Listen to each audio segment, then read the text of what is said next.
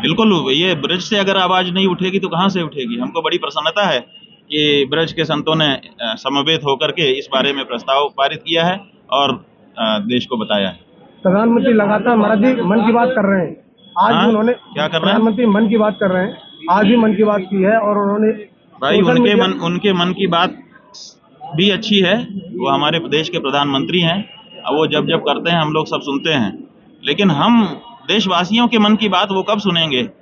हम देशवासियों के मन की बात यह है कि गाय हमारी माता है और आप उसको काट काट करके बेचना और उसके लिए आप अनुमति दे रहे हो, ये हम लोगों को ठीक नहीं लग रहा है।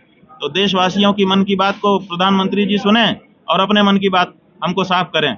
उनके दो चित्र हम लोगों के सामने आए हैं।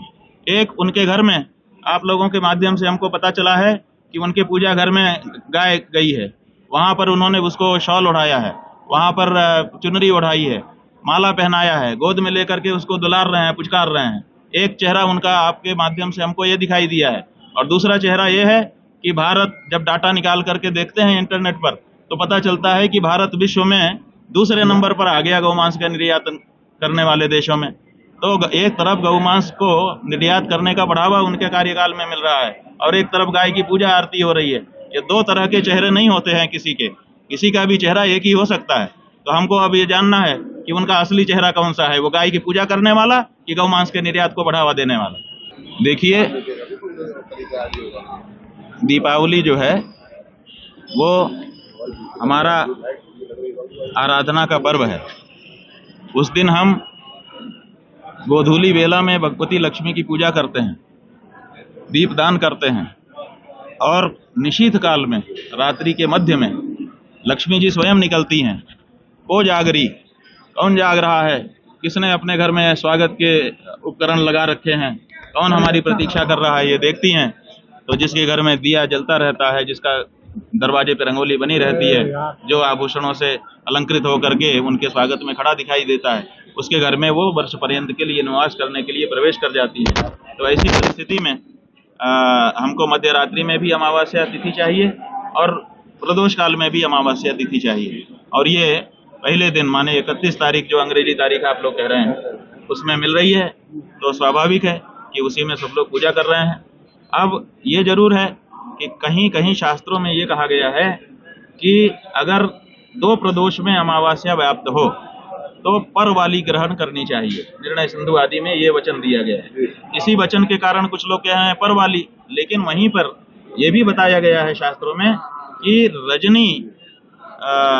रजनी भी उससे संयुक्त होनी चाहिए अमावस्या से। तो ये जो दूसरे दिन की अमावस्या है वो प्रायः तो प्रदोष काल में भी थोड़ी सी है और जहाँ सूर्यास्त देर से हो रहा है वहाँ प्रदोष काल में तो है, लेकिन रजनी को स्पर्श नहीं कर रही है।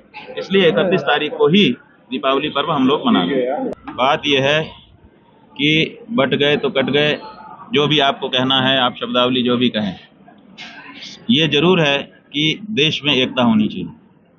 अब देश में एकता बनाने के लिए आपके पास फार्मूला क्या है? आप कहते हैं बटो मत, बटेंगे तो कटेंगे। पहली बात तो यह है कि बटेंगे तो कटेंगे। बटेंगे तो ये बटेंगे जो क्रिया प्रयोग की जा रही है ये भविष्यकाल की क्रिया है। इसका मतलब है कि अभी बटे नहीं हैं, अभी हम एक हैं। जब एक हैं तो कौन सा वो कारण है जिसके कारण बट जाएंगे?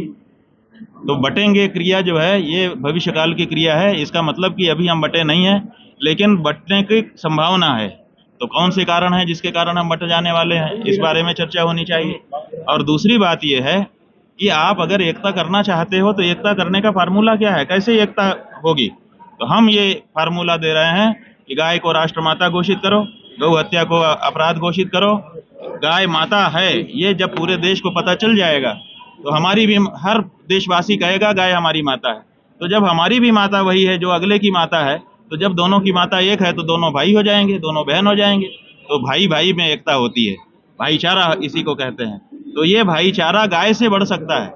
इसलिए अगर भारत को एक रखना है तो गाय के बारे में राष्ट्रमाता शब्द का उद्घोष करना होगा। क्या माना जाए कि भारतीय जनता पार्टी है वो समाज को बांटने का काम कर रही है? भाई अब बांटने की संभावना वही दिखा रहे हैं ना, कह रहे हैं बटेंगे तो ना, तो बटेंगे इसका मतलब अभी एक है, बटने की संभावना है। तुमको कैसे पता चल रहा है कि बट जाएंगे हम?